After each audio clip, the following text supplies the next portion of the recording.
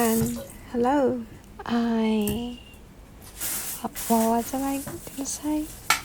It's been a while since I recorded my voice like this, and today I decided to do one in English.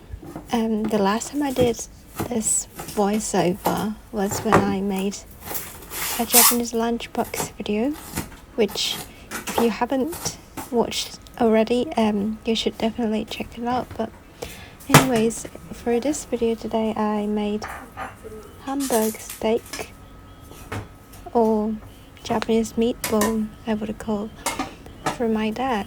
It was my dad's birthday, so I asked him what he was feeling like eating, and he said he fancied Hamburger, this meatball dish, so here you go.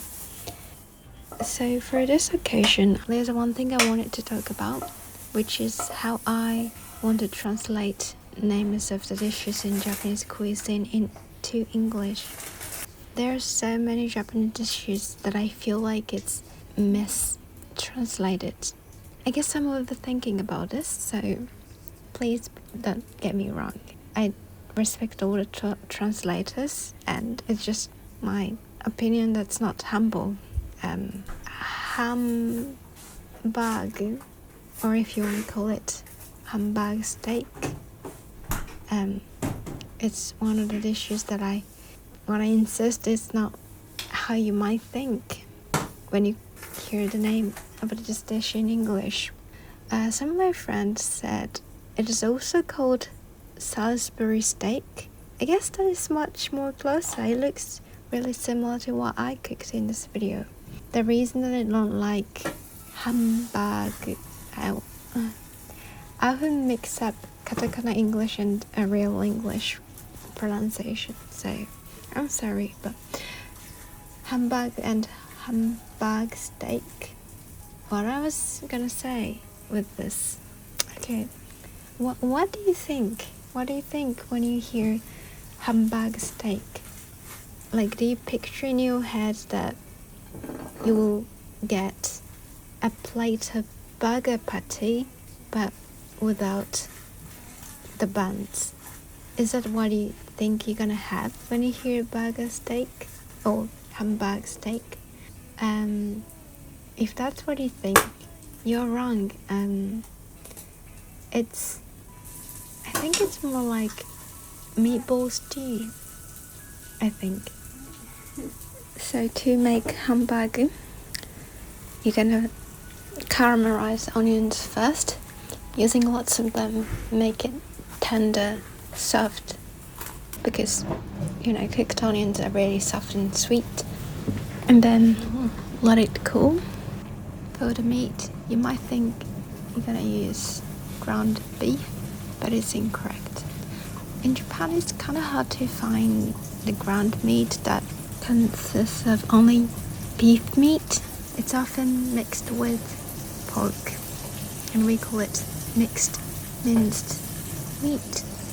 Here I used 70% beef and 30% pork. The ratio is depending on the stores you get it from, but it has to have more beef than pork. And you need the ground meat with a generous amount of salt, pepper, and there's my kind of secret ingredient, which is a bit of a curry powder. You're not gonna make it taste like curry, but I just find it deepens flavor, so. And knead until very sticky. I have one question. When you guys make burger patty, do you knead the meat until sticky, or you just combine it into a bowl and push it down with a spatula or the back of a big spoon, or anything like that? But for Japanese, this meatball, you need to knead a lot until very sticky, and then you add the cooled onions, panko, breadcrumbs that's been soaked in a bit of milk, and then you add eggs. Just make it all combined until smooth, and then let the mixture cool and form a bowl. make sure the bowl is super smooth outside, and you gotta do the juggling motion to push the air away. If you neglect those tricks, you're gonna have what I had here today, and I forgot about those things. Well, it's a lie if I say I forgot. I remembered it, but I thought like it's gonna be fine if I don't do this. It's gonna be alright, right? But then it wasn't alright. As you can see, there are cracks on hamburger, and from the cracks the juice just overflows it, and luckily it was stewed hamburger, so all the juice was just like dissolved in the sauce, which made it delicious, but it's not really ideal, isn't it? So you gotta make the surface smooth, and then also do the juggling motion to get rid of the air inside. So those are the hacks that you better follow. I didn't follow, and I should have followed. For the sauce, I think every house has their own recipes, but because I change the recipe every time I cook, so I don't really have a go-to recipe at this moment. But this time I stewed the bowls in red wine, water, Worcestershire sauce. I don't think I'm pronouncing it right. Worcestershire sauce, ketchup, garlic, bay leaves, and you can add salt, but instead of salt I added the soup stock powder. It's called consomme. It's like a chicken soup stock powder, but it's not just chicken, it's consomme.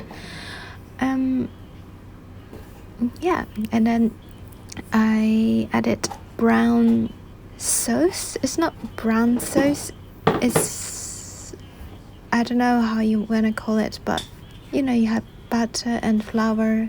You cook the flour in the butter until it's brown, and add a bit of milk to make a paste, and if you dissolve that in a sauce, it will thicken the liquidy soup.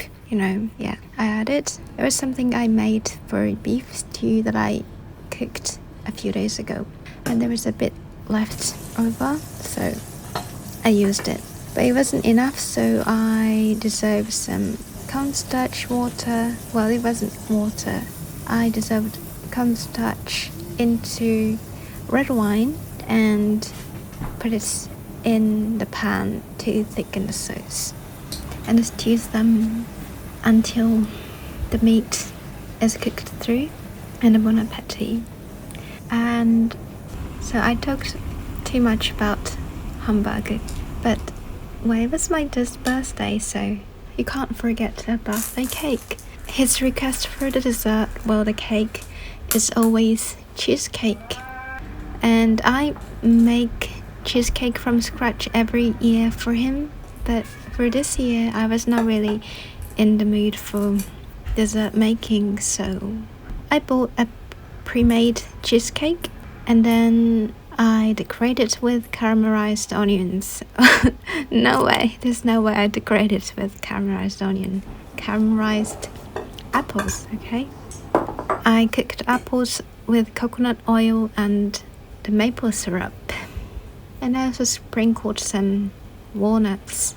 So it was the birthday meal for this year, 2021. Last year I made him pork cutlet, grilled potatoes with thyme, butter, cheese and marinated apple salad, some bread from a good bakery, and New York style cheesecake with caramelized apple and walnuts. So yeah, quite the same cake.